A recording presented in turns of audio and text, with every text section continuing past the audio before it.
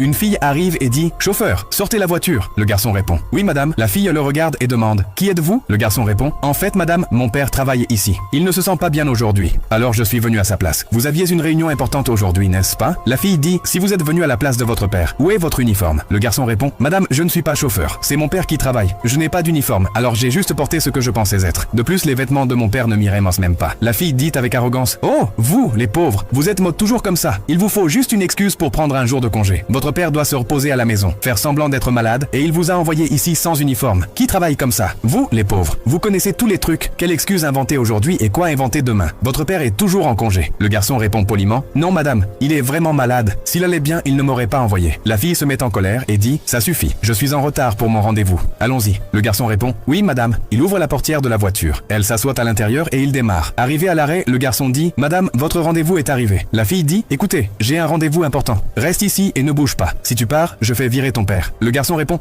oui madame, je n'irai nulle part. La fille sort et se rend à sa réunion. Le garçon reste assis là, réfléchissant à ce qu'elle a dit. Un peu plus tard, la personne qu'elle devait rencontrer arrive. C'est le même garçon. Il entre, s'assoit sur la chaise et dit, désolé, j'espère ne pas t'avoir fait attendre. La fille le regarde choquée et dit, dis donc, tu es fou? Pourquoi es-tu assis sur la chaise du patron? Je t'ai dit de rester dans la voiture. Que fais-tu ici? Le garçon répond, juste pour t'informer, la chaise sur laquelle je suis assis est à moi. Je suis le propriétaire de cette entreprise. La fille rit et dit, ah bon, tu plaisantes, hein? Le fils d'un chauffeur est propriétaire d'une si grande entreprise. Le garçon dit, je ne plaisante pas, je suis vraiment le propriétaire et la réunion pour laquelle tu es venu était avec moi. La fille dit, si tu es propriétaire d'une si grande entreprise, pourquoi ton père travaille-t-il comme chauffeur? Et pourquoi es-tu venu aujourd'hui? Le garçon répond, parce que je respecte le travail de mon père. Il a fait ce travail pendant 20 ans pour faire de moi ce que je suis aujourd'hui. Je lui ai dit à maintes reprises d'arrêter et de rester à la maison. Mais c'est un homme qui a beaucoup de respect pour lui-même. Il m'a dit que tu avais une réunion aujourd'hui. Alors je suis venu. Je ne savais même pas que j'étais avec toi avant d'arriver au bureau. Tout comme mon père respecte mon travail, je respecte le sien. La fille dit doucement, je suis désolé monsieur. Je vous ai dit tellement de mauvaises choses sans le savoir. Le garçon répond, ce n'est pas grave, mais je vais juste dire une chose. Nous devons respecter tout le monde et ne jamais considérer personne comme inférieur. La fille dit, monsieur, aujourd'hui j'ai appris une leçon importante. Ne jamais mépriser personne. J'espère que vous n'annulerez pas mon appel d'offres à cause de mon erreur. Le garçon sourit et dit, non,